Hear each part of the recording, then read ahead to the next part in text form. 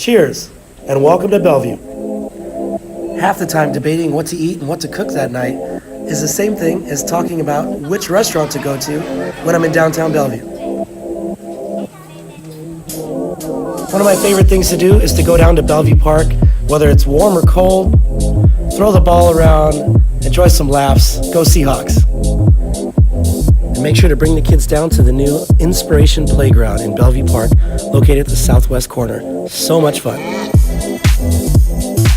Speaking of fun, there's so many fun things to do, like go to 520 Bar and Grill, one of my favorite lunch spots, definitely where I like to go. If you keep walking down here, go across the street, you'll see Bees on Main, a real popular spot, great steak salad sandwich. And then there's Gilbert's. Make sure to grab brunch and grab a gift for a friend at Fran's Chocolates. Oh my God, so good. And grab some pasta at Cantonetta. Do you like art?